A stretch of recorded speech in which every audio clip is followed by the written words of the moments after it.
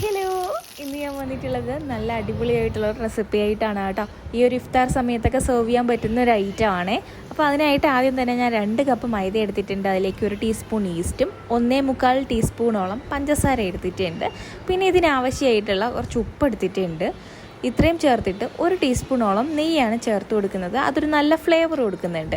ഇനി നമ്മൾ ഇളം ചൂടുവെള്ളം, വാം വാട്ടറാണ് കേട്ടോ ഇതിനകത്തോട്ട് ഒഴിച്ചു കൊടുക്കുന്നത്. എന്നിട്ട് നന്നായിട്ട് ഇതൊന്ന് മിക്സ് ചെയ്തതിന് ശേഷം കൈകൊണ്ട് നന്നായിട്ട് തന്നെ ഇതൊന്ന് കുഴച്ചെടുക്കണം. നല്ല സോഫ്റ്റാക്കി കുഴച്ചെടുക്കണം. പക്ഷേ ഒരുപാട് അങ്ങ് സോഫ്റ്റായി പോവുകയും ചെയ്യരുത്. ആ ഒരു രീതിയിൽ വേണം കുഴച്ചെടുക്കാനായിട്ട്. ഈ രീതിയിൽ ഞാൻ കുഴച്ചെടുത്ത് വന്നിട്ടുണ്ട്. ഇത്രയും മതിയാവും. ഇനി കുറച്ച് ഓയിൽ ഈ പാത്രത്തിലോട്ടൊന്ന് സ്പ്രെഡ് ചെയ്ത് കൊടുക്കുക.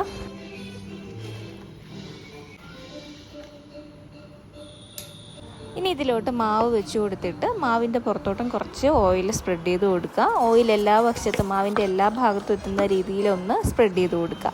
അതിനുശേഷം ഒരു ക്ലിംഗ് റാപ്പോ അല്ലെങ്കിൽ ഒരു നനഞ്ഞ കോട്ടൺ തുണിയോ ഉണ്ടോ ഇതൊന്ന് മൂടി കൊടുക്കുക. ഇങ്ങനെ മൂടി വെച്ചിട്ട് ചൂടുള്ള സ്ഥലമാണെന്നുണ്ടെങ്കിൽ 1.5 മണിക്കൂർ മതിയാവും. ഇല്ലാന്നുണ്ടെങ്കിൽ 2 മണിക്കൂറെങ്കിലും വെച്ച് കൊടുക്കുക. അപ്പോഴേക്കും ഇതങ്ങ് ഡബിൾ സൈസ് ആയിട്ടുണ്ടാവും. അപ്പോൾ അതിനായിട്ട് നമുക്ക് വെയിറ്റ് ചെയ്യാം.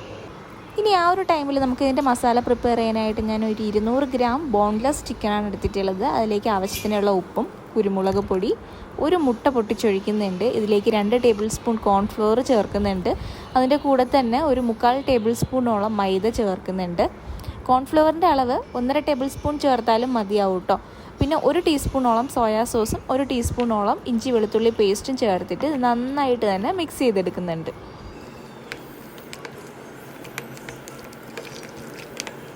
അപ്പോൾ ഇത് മിക്സ് ആക്കിയിട്ടുണ്ട്. ഇനി ജസ്റ്റ് ഒന്ന് ഫ്രൈ ചെയ്തെടുക്കാനായിട്ട് കുറച്ച് ഓയിൽ ഒഴിച്ചു കൊടുക്കുക. എന്നിട്ട് ജസ്റ്റ് ഇത് എല്ലായിടത്തും ഒന്ന് സ്പ്രെഡ് ചെയ്തതിന് ശേഷം ചിക്കൻ്റെ ഓരോ പീസും ഇതിനകത്തോട്ട് ഇട്ടിട്ട് ജസ്റ്റ് ഒന്ന് ഫ്രൈ ചെയ്തെടുക്കുന്നുണ്ട്. ചെറിയ ചെറിയ പീസായിട്ടാണ് ഞാൻ കട്ട് ചെയ്തെടുത്തിട്ടുള്ളത്.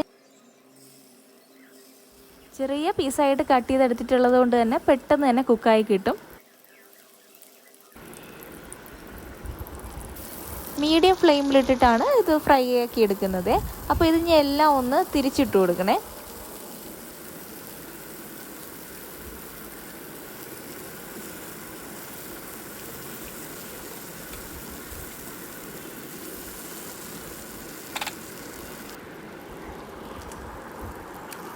ഇതിപ്പോൾ എല്ലാം ആയിട്ടുണ്ട്. ഇനി ഇത് മുഴുവൻ ഇതിൽ ഈ ഒരു പാത്രത്തിൽ നിന്ന് കോരി മാറ്റുവാണേ. അപ്പോൾ ഇതെല്ലാം കോരി മാറ്റുന്നുണ്ട്. ഇനി ആ പാത്രത്തിലോട്ട് തന്നെ ഒരു 2 ടീസ്പൂണോളം ഓയിലും കൂടി ഒഴിച്ചു കൊടുത്തിട്ട് അതിലേക്ക് ഒരു 4 അല്ലി വെളുത്തുള്ളി പൊടിയായിട്ട് അരിഞ്ഞതും 2 പച്ചമുളക് അരിഞ്ഞതും കൂടി ചേർത്ത് നന്നായിട്ടൊന്ന് മൂപ്പിച്ചെടുക്കുക. നന്നായിട്ട് മൂത്ത് വരുന്ന സമയത്ത് ഒരു മീഡിയം സൈസിലുള്ള സവാള പൊടിയായിട്ട് അരിഞ്ഞത് ചേർത്തിട്ട് ഇത് ഹൈ ഫ്ലെയിമിലിട്ടിട്ട് നന്നായിട്ട് ഇതൊന്ന് വഴറ്റിയെടുക്കുക. ഉള്ളിയിലെ ആവശ്യത്തിനുള്ള ഉപ്പും കൂടി ചേർത്ത് കൊടുക്കുക. അതും കൂടി ചേർത്ത് ഇളക്കിയതിന് ശേഷം ഒരു ചെറിയ ക്യാപ്സിക്കം ആണ് പൊടിയായിട്ട് അരിഞ്ഞിട്ട് ഇതിനകത്തോട്ട് ചേർത്ത് കൊടുക്കുന്നത്. അതും ചേർത്ത് നന്നായിട്ട് തന്നെ ഒന്ന് വഴറ്റിയെടുക്കുക. എല്ലാം ഹൈ ഫ്ലെയിമിലിട്ടിട്ടാണ്. ഇനി ഇതിലേക്ക് സോസുകളായിട്ടുള്ള സോയാ സോസ് 1 ടേബിൾ സ്പൂൺ ചേർത്ത് കൊടുക്കുക. Tomato sauce 2 table spoon. അതിൻ്റെ കൂടെ തന്നെ red chilli sauce 2 table spoon ചേർത്ത് കൊടുക്കുക. ഇത്രയും സോസുകളും കൂടി ചേർത്തിട്ട് ഇതെല്ലാം കൂടി നന്നായിട്ടൊന്ന് മിക്സ് ചെയ്ത് യോജിപ്പിക്കുക. നന്നായിട്ട് മിക്സാക്കി എടുത്തതിന് ശേഷം 1 ടീസ്പൂൺ വിനീഗറും കൂടി ചേർത്തിട്ട് നന്നായിട്ട് തന്നെ ഇതൊന്ന് ഇളക്കിയെടുക്കുക. ഇനി ഇതിലേക്ക് നമ്മൾ ഫ്രൈ ചെയ്ത് വെച്ചിരിക്കുന്ന ചിക്കനും കൂടി ചേർത്തിട്ട് ഇതെല്ലാം കൂടി ഒന്ന് നന്നായിട്ട് തന്നെ മിക്സ് ചെയ്തെടുക്കുക. ഇതും കൂടെ നന്നായിട്ട് മിക്സ് ചെയ്ത് വരുമ്പോഴേക്കും നമ്മുടെ ചില്ലി ചിക്കൻ ഇവിടെ റെഡി ആയിട്ടുണ്ട്. സ്പ്രിംഗ് ഓണിയനൊക്കെ ഉണ്ടെന്നുണ്ടെങ്കിൽ അതും കൂടി ഒന്ന് ഇട്ട് കൊടുക്കുക കേട്ടോ.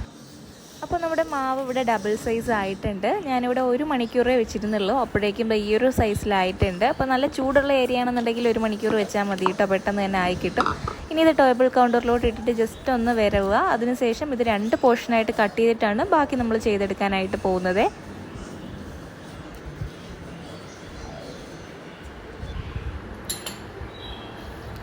ഇനി ഈ ഒരു ബാക്കി വരുന്ന ഒരു പോർഷനില്ലേ, ആ പോർഷൻ നമ്മൾ ആദ്യം മാവ് വിരവി ആ പാത്രത്തിലോട്ട് തന്നെ വെച്ചിട്ട് ക്ലിംഗ് റാപ്പ് കൊണ്ട് തന്നെ ഒന്ന് മൂടി കൊടുക്കാൻ പോവുകയാണ്. ഇങ്ങനെ ചെയ്തില്ല എന്നുണ്ടെങ്കിൽ ആ മാവ് അങ്ങ് ഡ്രൈ ആയി പോകാനായിട്ട് ചാൻസ് ഉണ്ട് കേട്ടോ. അതുകൊണ്ടാണ് ഇങ്ങനെ ചെയ്തെടുക്കുന്നത്. ഇനി നമ്മൾ ഈ മാവിനെ നമ്മൾ ചപ്പാത്തിയൊക്കെ സാധാരണ പരത്തുന്ന രീതിയിൽ ഒന്ന് പരത്തിയെടുക്കുക. ഒരുപാടങ്ങ് തിന്നായിട്ട് പോകണ്ട, കുറച്ച് കട്ടിയിൽ വേണം ഒന്ന് പരത്തിയെടുക്കാനായിട്ട്. അതിനുശേഷം ഒരു ഫോർക്ക് കൊണ്ട് ഇതിൻ്റെ പുറത്തോട്ടൊന്ന് കുത്തി കൊടുക്കുക കേട്ടോ, ആ എയറൊക്കെ ഒന്ന് പോകാനായിട്ട്. അപ്പോൾ ഇതുണ്ടാക്കുമ്പോൾ നമുക്ക് ഇഷ്ടമുള്ള ഷേപ്പിന് നമുക്ക് കട്ട് ചെയ്തെടുക്കാവുന്നതേ ഉള്ളൂ. ഞാനിപ്പോൾ ഇവിടെ റൗണ്ട് ഷേപ്പിലാണ് കേട്ടോ കട്ട് ചെയ്തെടുക്കുന്നത്. ഇനി എക്സസ് ആയിട്ട് വരുന്ന ഈ മാവ് ഇതുപോലെ വലിച്ചെടുത്തിട്ട് അതൊന്നും കൂടി വിരകിയിട്ട് നമുക്ക് പിന്നെ ഇത് യൂസ് ചെയ്യാവുന്നതേ ഉള്ളൂ.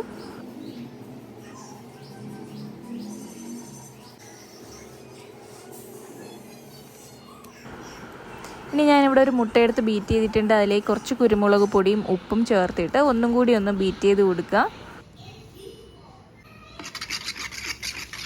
ഇനി നമുക്ക് ഫില്ലിംഗ് ഒക്കെ റെഡിയാക്കി എടുക്കാം. അതിനായിട്ട് മാവിൻ്റെ പുറത്തോട്ട് ഞാനിത് അപ്പോൾ ആവശ്യത്തിനനുസരിച്ചിട്ടുള്ള ഫില്ലിങ് വെച്ച് കൊടുക്കുന്നുണ്ട്. ഫില്ലിങ്ങിൻ്റെ അളവൊക്കെ നമുക്ക് തീരുമാനിക്കാം കേട്ടോ, നമ്മുടെ ഇഷ്ടത്തിനനുസരിച്ച് ചെയ്ത് കൊടുക്കാം.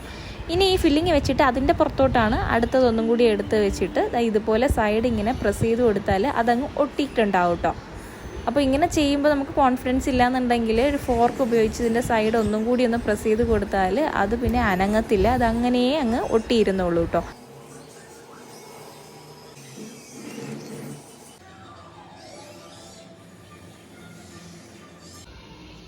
അപ്പോൾ ഞാൻ ഇവിടെ എല്ലാം റെഡിയാക്കിയിട്ടുണ്ട്. ഇനി ഓരോന്നും മുട്ടയിലിട്ടൊന്ന് ഡിപ്പ് ചെയ്തതിന് ശേഷം ബ്രെഡ് ക്രംസിലിട്ടൊന്ന് പൊതിഞ്ഞെടുക്കുക. അതിന് ശേഷം ഒന്ന് തട്ടിക്കൊടുത്തിട്ട് നമുക്ക് ജസ്റ്റ് ഒന്ന് ഫ്രൈ ആക്കി എടുക്കാം. പെട്ടെന്നായി കിട്ടുവേ ഇത്. അപ്പം മീഡിയം ഫ്ലെയിമിലിട്ടിട്ട് വേണം ഇത് ഇട്ട് കൊടുക്കാനായിട്ട്. എണ്ണ ഒരുപാട് ചൂടുണ്ടാവാനായിട്ട് പാടില്ല കേട്ടോ. പെട്ടെന്ന് തന്നെ ഒരു സൈഡ് ആയി കിട്ടും, അപ്പോഴേക്കും മറിച്ചിട്ട് കൊടുക്കുക, അടുത്ത സൈഡും ആക്കിയെടുക്കുക. അത്ര മാത്രമേ ഉള്ളേ. ഇതിപ്പോൾ ഇവിടെ ഒരെണ്ണം ആയിട്ടുണ്ട്, ഇത് ഞാൻ എടുക്കുവാണ്. നമ്മൾ എണ്ണയിലിട്ടത് ഫ്രൈ ചെയ്യുന്ന സമയത്ത് കുറച്ചിതൊന്ന് വീർത്ത് വരും. ഇതിപ്പോൾ നല്ല പെരുവി കുട്ടപ്പനായിട്ട് ഇരിപ്പുണ്ട്. ഇത് ഞാനിതൊന്ന് മുറിച്ച് കാണിച്ചു തരാം കേട്ടോ. അപ്പോൾ ഇങ്ങനെയാണ് കേട്ടോ അതിൻ്റെ ഉൾഭാഗം ഇരിക്കുന്നത്. നല്ല അടിപൊളിയായിട്ടുള്ള സ്നാക്കാണ്, ഉറപ്പായിട്ടും ട്രൈ ചെയ്ത് നോക്കാം, എല്ലാവർക്കും ഇഷ്ടമാവും. അപ്പോൾ നല്ല മയണൈസിൻ്റെ കൂടെയോ ടൊമാറ്റോ സോസിൻ്റെ കൂടെയൊക്കെ കഴിക്കാൻ പറ്റിയ നല്ല റെസിപ്പിയാണ്. അപ്പോൾ ട്രൈ ചെയ്ത് നോക്കുക. വീഡിയോ ഇഷ്ടമാവുകയാണെങ്കിൽ സബ്സ്ക്രൈബ് ചെയ്യുക, അതുപോലെ തന്നെ ബെല്ലൈക്കണും കൂടി ഒന്ന് പ്രസ് ചെയ്തേക്കണേ.